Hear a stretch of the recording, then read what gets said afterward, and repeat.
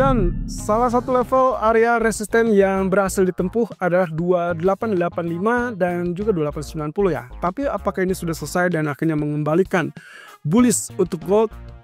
Sepertinya belum. Dan ini yang akan kita lihat untuk ke depan. Apakah level ini mampu ditembus apa tidak? Ini ulasannya. Oke, kabar bagusnya adalah penurunan dari US Treasury yang terus berlanjut dan sampai akhirnya dia turun mendekati 4,08%. Dan kurang lebih kalau misalkan kita tarik area, mungkin ini sama dengan wave keempat sebelumnya ya teman-teman. Ya, persis di situ. Dan kalau kita lihat di sini, sebetulnya kabar buruknya juga ada teman-teman. Kalau misalkan kita kaitkan kemarin perkiraan kita adalah wave 4 atau wave C lebih tepatnya sudah selesai dengan potensi penurunan yang cukup panjang ini, berarti yang dikhawatirkan adalah terjadinya kenaikan. Dan sepertinya ini menggambarkan hal tersebut teman-teman. Ada candlestick yang dibuka gap down tapi kemudian dia berusaha untuk mengalami kenaikan. Kira-kira sejauh apa dia bisa mengalami kenaikan?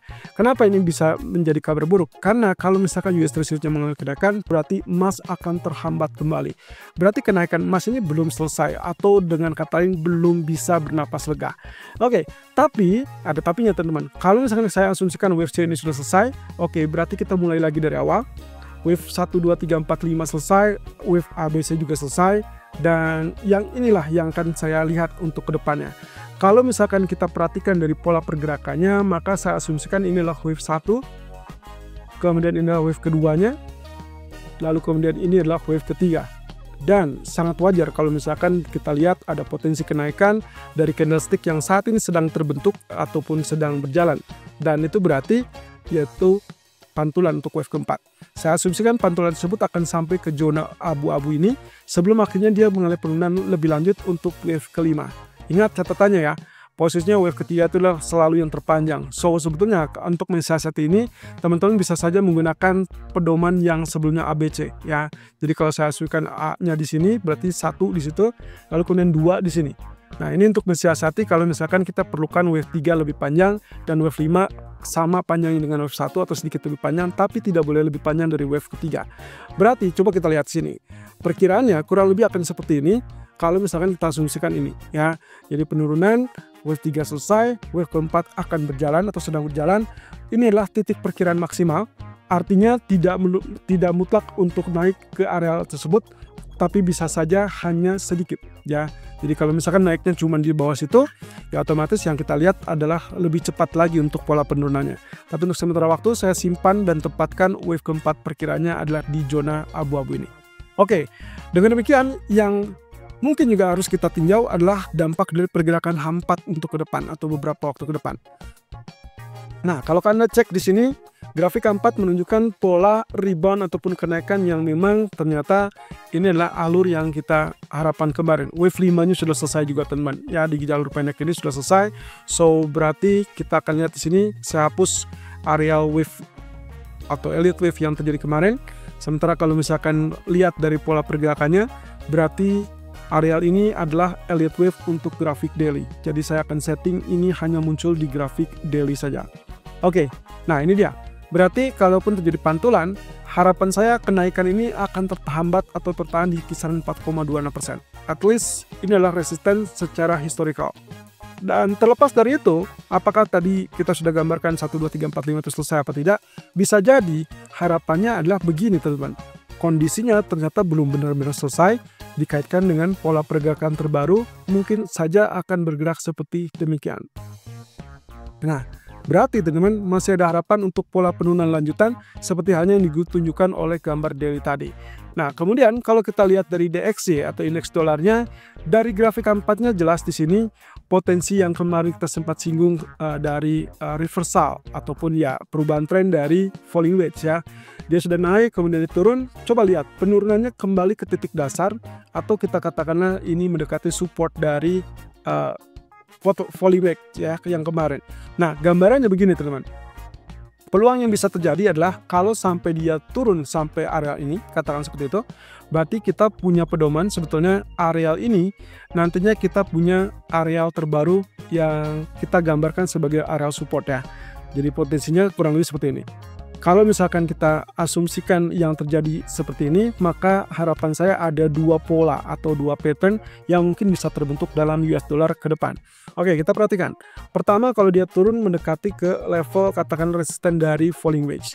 Nah, kalau misalkan ini terjadi, sebetulnya yang bisa dilakukan atau yang bisa terjadi berikutnya adalah jelas di sini ada peluang untuk terjadinya pantulan, ya. Pantulan itu berarti dia akan mulai kenaikan kembali karena posisinya diawali dengan pola penurunan, kemudian dia sudah reverse, berarti mulai kenaikan. Berarti saat ini dia hanya menguji kembali zona support sebelum akhirnya lanjutkan kenaikan dan perubahan tren tersebut. Ya, ini kemungkinan pertama. Kemungkinan kedua yaitu kalau kita kaitkan penurunan terlebih dulu, kemudian dia mantul juga ke area abu-abu itu, tapi kemudian dia mengalami penurunan. Kalau ini yang terjadi, berarti ini akan kita lihat sebagai potensi dari pola head and shoulder berikutnya. Dan ini akan memperkenankan untuk US dollar melemah lebih lanjut. Kira-kira mana yang akan terjadi? Apakah pola pertama tadi, yaitu pantulan untuk kenaikan ke atas seperti ini? Atau justru yang terjadi adalah dia akan kembali turun dan akhirnya melanjutkan pelemahan. Jadi ini yang akan kita nantikan dalam beberapa waktu ke depan. Tapi kalau kita pandukan dengan grafik daily-nya, maka yang sedang kita lihat adalah ini jelas adalah konsolidasi ataupun koreksinya sebelum dia akan lanjutkan penurunan. So wave C-nya untuk DXY ataupun indeks dolar belum selesai karena dia bisa saja turun lebih lanjut sampai ke zona 105. Nah, ini berarti akan sangat menguntungkan untuk pound sterling yang memang ternyata kemarin berbalik naik, teman-teman. Padahal kita perkirakan dia hanya sekedar naik ke zona tersebut sebelum akhirnya dia mulai penurunan. Tapi yang terjadi ini fail, turunnya gagal karena US dollar-nya mengalami penguatan, lalu kemudian dia berbalik turun. Nah, sehingga pound sterling-nya berhasil mulai kenaikan.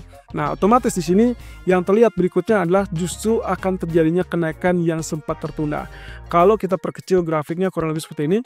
Nah, artinya dari jalur yang sebelumnya mengalami penurunan, lalu kemudian dia koreksi dan juga reverse seperti ini, maka yang terjadi adalah lanjutan kenaikan untuk mencapai ke teritori 1.27 ataupun bahkan 1.28. Saat ini dia sudah berada di 1.27, sehingga akhirnya inilah posisi yang paling bagus untuk lakukan buy di saat dolar itu mengalami pelemahan. Nah, di grafik daily-nya ada gangguan yang mungkin perlu kita cermati karena dikhawatirkan ini akan terjadi double top. Jadi hati-hati dengan 1.2720. Nah, sementara untuk crude oil ternyata dia akhirnya turun dan turun di bawah level 68. Lebih tepatnya sudah sempat muncul 67, tapi yang kita perlukan adalah penurunan di 6700 ataupun bahkan 66.80 ya. Ini kaitannya dengan pola yang sebelumnya terjadi, sudah kita sempat ceritakan, dia downtrend, dia gagal naik lalu kemudian dia lanjutkan penurunan seperti demikian. Nah, otomatis kalau kita perhatikan dari grafik daily-nya, ini adalah area krusial kita, teman-teman. Momentum krusial ini akan ditentukan apakah dia akan tertekan lanjut di bawah 65 dolar ataupun 63 dolar atau tidak. Mungkin saya tidak expect itu akan terjadi hari ini. Saya cuma berharap hari ini kita akan muncul dengan area 66 ataupun 67 solid, ya, artinya dia tidak rebound lagi ke 68 ataupun 69, melainkan 67 dia stay dan kemudian ngacak-ngacak zona support tersebut. Itu pun dengan catatan alasan yang pertama selain OPEC memang akan kembali memompa produksi di bulan April, tapi yang alasan kedua adalah kebijakan tarif yang membuat perkiraannya adalah pertumbuhan yang negatif, kemudian permintaan yang relatif lebih lemah. Jadi downtrend masih tetap berlanjut untuk crude oil. Sementara untuk emas, Anda bisa lihat di sini. Kemarin kita sudah gambarkan terkait dengan pergerakan berdasarkan Elliott Wave. Kurang lebih ini adalah ulasannya. Nah, kemarin kita punya area kurang lebih seperti ini, lalu kemudian kita harapkan dari pola kenaikan wave ABC. Jadi wave 3-nya kurang lebih sampai ke titik ini ya. Nah, ini wave 3, 4, kemudian ini 5. Lalu kemudian kita harapkan kenaikan itu berjalan sesuai dengan ritme A, B, C. Nah, berarti kalau misalkan lihat seperti ini, sebetulnya tuntas sudah target ABC-nya. Dan itu berarti terhenti di zona hijau yang mengharuskan dia untuk rehat sementara. Nah, sekarang yang menjadi concern saya adalah kalau misalkan zona ini tidak berhasil ditembus, maka ini akan sangat berbahaya dan menekan kembali harga emas kembali ke dalam trend channel. Itu sebabnya kalau kita lihat di sini sebetulnya ini sudah confirm tembus dan saya tidak rasa akan terjadi pengulangan seperti false breakout yang ada di bawah. Ya, di mana areal ini sempat ditembus, kemudian dia balik lagi candle ketiga, 4, 5 dan seterusnya tetap berada di jalur atas atau di dalam trend channel. Coba lihat di bagian ini, setelah dia terjadi penembusan, Anda bisa perhatikan waktu dia tembus walaupun tertahan di zona hijau, tapi hitung saja candle, ada beberapa candle yang tetap bertahan di atas trend channel. Sehingga harapan saya adalah kalaupun ini terjadi penurunan, ini adalah sekedar pullback, lalu kemudian dia akan naik dan akhirnya mendapatkan alasan untuk mendorong lebih tinggi dari zona hijau, sehingga akhirnya kita akan ketemukan 2920 atau bahkan 2930 dalam waktu dekat. Dan ini berarti penentunya adalah besok ataupun lusa, yaitu kaitannya dengan data non-farm. Tapi untuk sementara waktu, intinya yang kita lihat saat ini adalah pola pembentukannya sudah terlihat jelas, itu rectangle, kemudian nanti harapannya tembus 2894, 2895. So Anda boleh pertahankan atau follow buy kalau misalkan kita lihat area 2995 ini tembus. Apalagi kalau dia tembus di atas 2905 sehingga akhirnya membentuk kenaikan lanjutan sampai 2915 ataupun 2920. Tapi hati-hati kalau dia turun, maka harapan saya sebetulnya dia terhenti masih di dalam kategori jalur normal.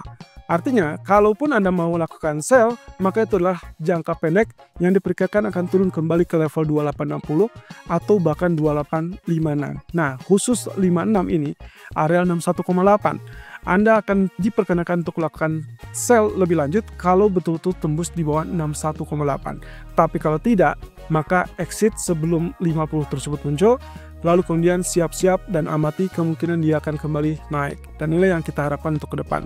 Nah, sementara kalau kita lihat dari grafik daily, jelas posisinya ini sedang berjuang struggle untuk menembus zona 2905, 2906. Kita tinggal tunggu apakah ini berhasil tembus. Kalau ya, berarti pola pembentukan pergerakannya adalah kurang lebih seperti demikian.